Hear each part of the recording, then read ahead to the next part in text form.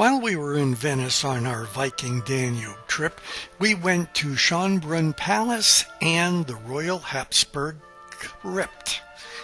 In English, Schönbrunn translates to beautiful spring. The name refers to an artesian well on the property that provided water to the Habsburg court.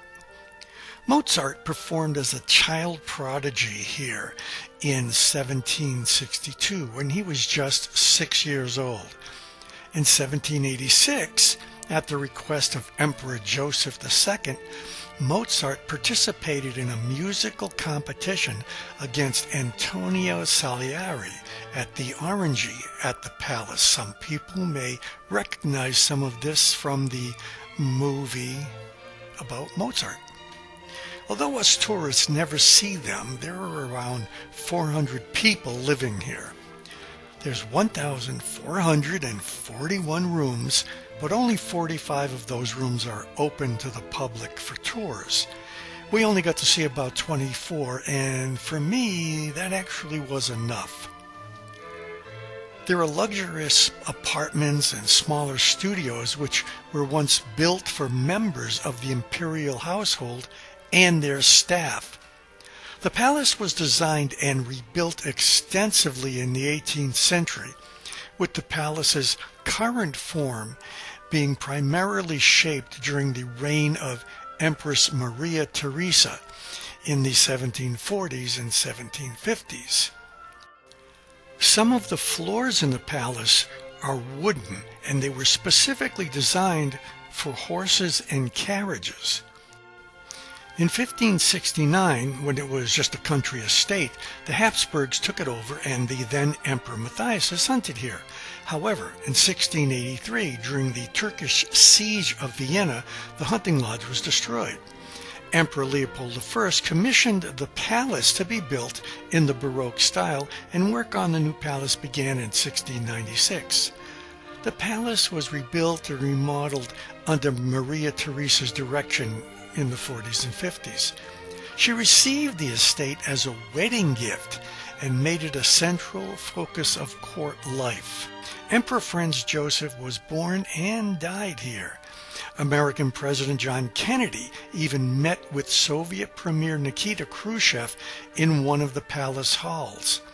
The palace's glorious days ended with Maria Theresa's death in 1780. From that time, no one lived in the palace until the beginning of the 19th century. You notice all the faces in this painting are the same? It was taken over twice by Napoleon, once in 1805, another time in 1809. While many rooms are pretty extravagant, Franz Joseph's study and bedroom were fairly Spartan: an iron bed, a praying stool, and a marble washstand. He died on this modest bed at the age of 86 in November of 1916. He never got to see his empire dissolve or the horrors unleashed in World War I. These big white items you see here are furnaces. That's how the rooms were kept heated. The Blue Chinese Salon in the palace is where Emperor Karl first signed his renunciation of the throne and any participation in the government, though he did not formally abdicate from the throne.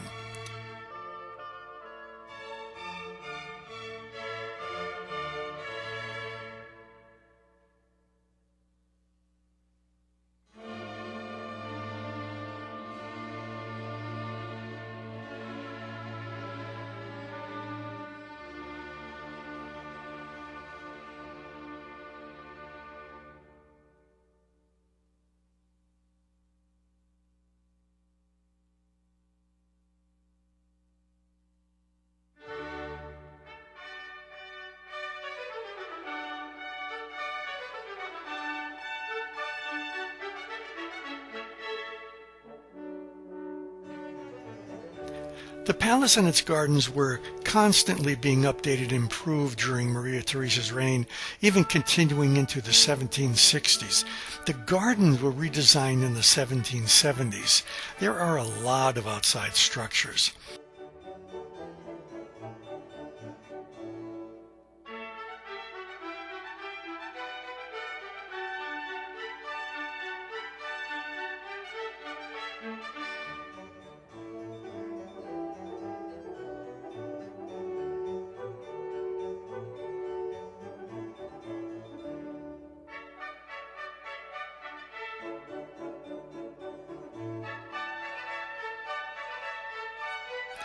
The public could stroll in the parks and gardens all the way from the 1779, and even the staterooms were open by appointment.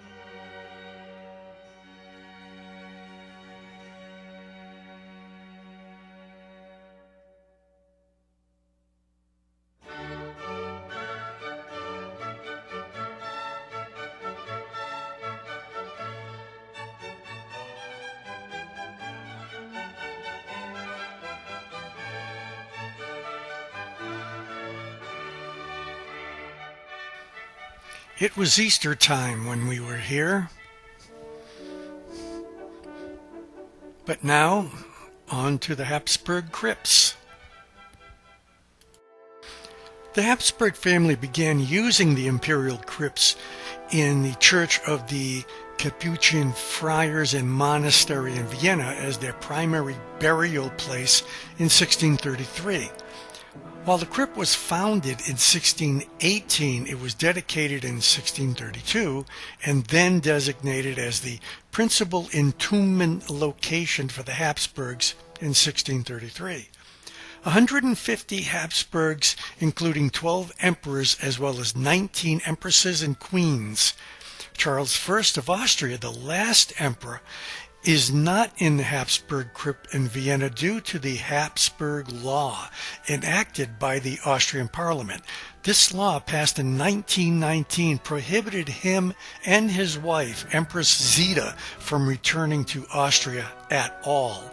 It aimed to prevent the Habsburgs from regaining political power in Austria, as they had been deposed, considering they were symbols of the old regime. As a result, he was buried in Portugal on the island of Madeira rather than the imperial crypt here in Vienna. While Charles I's body remains in Portugal, there have been some attempts to move his remains, or at least his heart, back to Austria for burial in the crypt. However, these attempts have been unsuccessful. Actually, I think he got a raw deal, but that's a whole other discussion. This is Emperor Franz Joseph I. There are a lot of names and plaques here explaining who the people were, but safe to say there's just a lot of family members here. There is only one non-family member here who is given the privilege of being buried here.